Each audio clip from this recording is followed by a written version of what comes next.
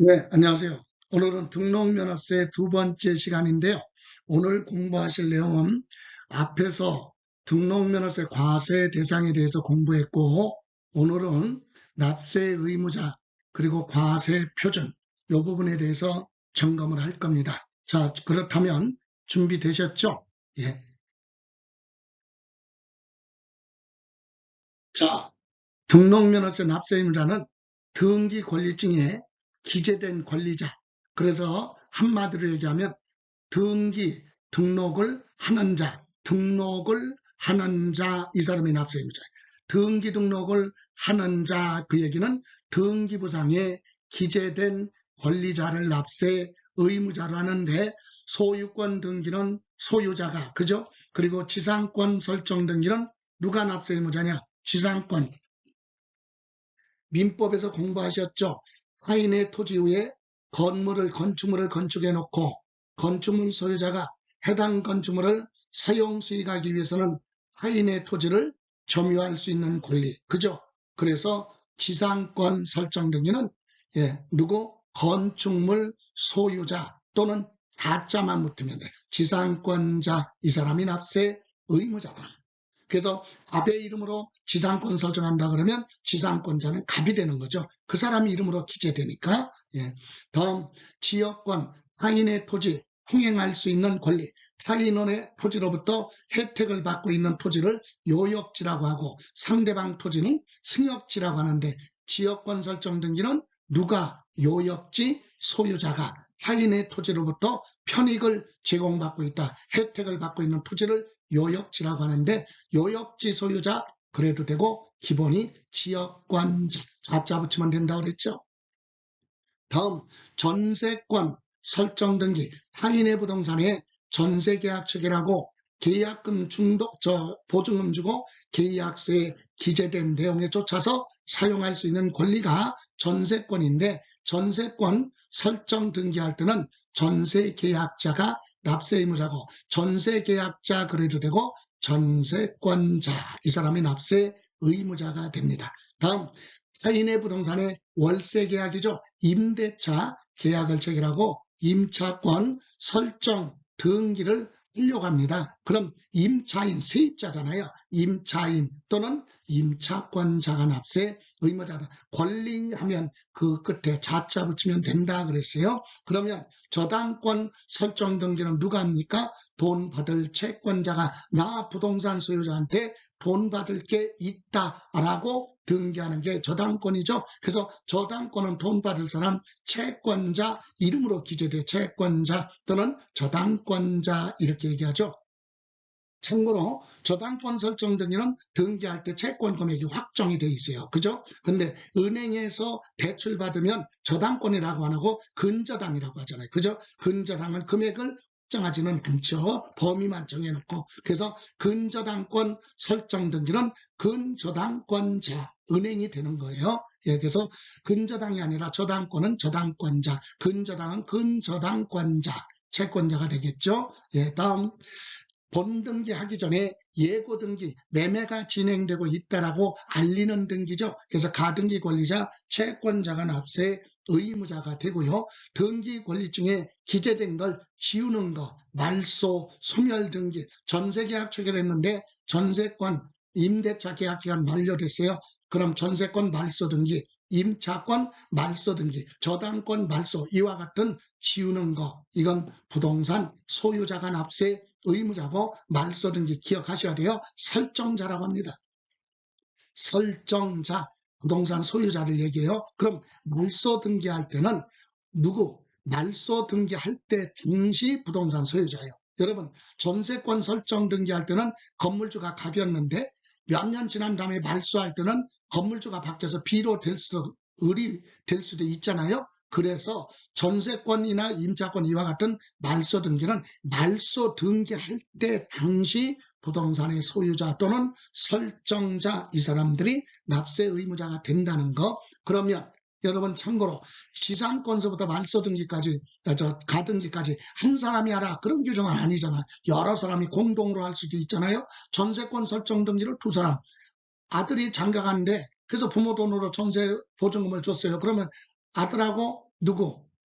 어머니하고 같이, 부모랑 같이 공동 등기할 수 있잖아요. 그래서 여러 사람이 공동으로 등기했다. 그러면 두 사람 이상일 때를 연대납세 의무가 있다. 이렇게 얘기해요. 또 하나, 등록면허세는요, 공적장부인 등기부에 기재하는 행위, 등기 등록하는 행위가 있을 때 부과하는 게 등록면허세입니다. 그래서 등기 등록한 후에 그 등기 등록이 무효 취소가 돼서 법원의 판결로 뭐가 취소가 돼서 말소된다 하더라도 등기 등록할 때 납부한 등록 면허세에 대해서는 부과 취소되거나 환급 대상이 되지 않는다라고 하는 대법원 판례입니다. 그래서 등기 등록할 때 납부한 등록 면허세는 무효 취소가 됐다고 해서 낸 세금 되돌려주거나 되돌려받을 수 없다는 거 기억하시고요. 다음 납세 의무자에 관련해서 어려운 거 채권자 대위 등기.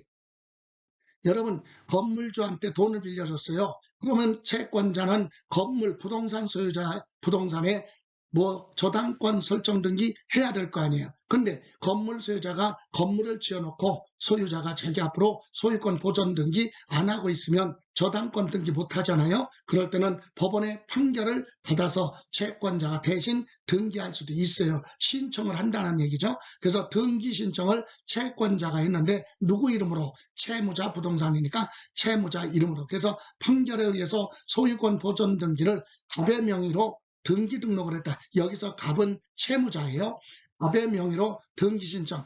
갑이 자기 부동산에 건물 지어놓고 소유권 보존 등기 안 하고 있어요. 그럼 갑 소유 부동산인데 자기 스스로 보존 등기 안 하니까 채권자가 판결을 받아가지고 갑의 명의로 등기 신청을 한다. 그럼 등기부에 기재된 건 갑의 이름으로 기재됐으니까 신청은 의리 채권자가 있어도 갑이 납세 의무자가 됩니다. 이렇게 해서 채권자 대위 등기는 채권자가 대신 등기 신청을 했어도 채무자인 갑이 납세 의무자가 되는데 갑이 등록면허세 납부 안 하면 등기가 안 될 거 아닙니까? 판결 받았어도. 그래서 보완하기 위해서 이 부분이 나오는 겁니다. 채권자 대위자는 판결문을 받아가지고 채무자, 납세 의무자 그러면 채무자죠. 채무자를 대위 대신해서 뭐 등록 면허세를 대신 신고 납부할 수 있다. 납세 의무자 본인 등기하는 게 아닌데도 판결문 받아가지고 대신 신고 납부할 수 있다. 이렇게 납부했다면 행정안전부령이 정하는 바에 따라 납부했다는 확인서를 받아야 돼. 확인서를 받아서 등기 접수해야 되니까. 그래서 채무자가 스스로 소유권 보존 등기 등록면허세 납부 안 하면 판결문 받은 두가 채권자가 채무자를 대신해서 등록면허세 납부할 수 있다. 이렇게 납부했으면 납부했다는 확인서를 발급받아야 등기가 되겠죠. 이렇게 해서 납세 의무자 보셨고요. 이번에는 이제 등록면허세 과세표준에 대해서 보는데 여러분 등록면허세 과세표준은 특징에서 얘기했죠. 물건의 가격, 금액 가지고 계산하는 종가세가 있고 수량 등 단위로 표시되는 종량세. 그런데 그 중에 가격, 어떤 가격으로 가느냐? 부동산 가액에 의한 과세표준이 있어요. 여러분 부동산 가액을 과세표준으로 하는 경우는 어떤 경우가 있느냐? 소유권 등기. 부동산 소유권 등기할 때는 부동산 가액으로 갑니다. 그리고 본등기 하기 전에 예고 등기, 가등기할 때도 부동산에 가등기할 때는 부동산 가액, 그리고 지상권 설정 등기도 부동산 가액이에요. 그래서 다시 한번 부동산 가액을 과세 표준으로 하는 것은 소유권 등기, 가등기, 지상권 설정 등기는 부동산 가액인데 부동산 가액 중에서도 등록 당시 본인이 신고한 가액으로 한다. 이게 원칙이에요. 그런데 이번 시가 표준액 지방자치단체가 정해놓은 가격 시가 표준액으로 가는 경우가 있죠. 뭐 등기 등록 당시 등록자가 신고를 해야 되는데 신고가 없거나 또는 신고한 가액이 있어도 시가 표준액보다 적으면 인정 안 하고 시가 표준액으로 합니다. 그리고 세 번째 요거 중요합니다. 취득 당시 가액 또는 등록 당시 가액으로 하는 경우 앞에서 얘기했죠. 취득세 과세 대상인데도 부득이 등기 등록할 때 등록 면허세 내고 등기하는 거, 광어권, 어권, 양식어권 등록이나 면세점에 해당하는 거 또는 외국에서 연부로 취득하는 거 있죠. 이것은 취득 당시 가액 가지고 세금을 부과하겠다. 등록면허세 과세를 하되 취득 당시 가액, 광어권, 어권, 양식어권 또는 면세점 또는 차량 등을 외국에서 연부로 수입하여 등록하는 경우는 등록면허세 부과를 하되 등록 당시 가액이 아니라 취득 당시 가액으로 한다. 요거하고 또 하나 부과 제척 기간이 지난 거 있죠. 그것은 취득 당시 가액과 등록 당시 가격 중에서 높은 금액으로 한다 이겁니다. 요거 꼭 기억하시고요. 또 하나 취득 당시 가액으로 해야 되는데 취득 당시 가액이 등기 등록할 때 자산 재평가로 증가가 될 수도 있고 감가상각으로 취득 당시 가격이 감소될 수 있어요. 중요한 건 취득 당시 가격으로 해야 되는데 등기 등록 당시 재평가나 감가상각으로 가격의 증감 변동이 있다면 변동된 가액으로 한다. 요거 변동된 가격으로 본다. 변동이 없으면 취득 당시 가액, 변동이 있으면 변동된 가액으로 한다. 요거 꼭 기억하시고 이런 등기할 때 부동산 가액인데 앞에서 얘기했듯이 소유권 등기하거나 본등기하기 전에 예고등기, 가등기나 지상권 등기할 때는 부동산 가액을 과세표준으로 합니다. 그럼 금액 가격 중에서도 부동산 가액이 아니라 빌려준 거, 받을 거, 채권 금액을 과세표준으로 하는 게 있어요. 어떤 등기냐?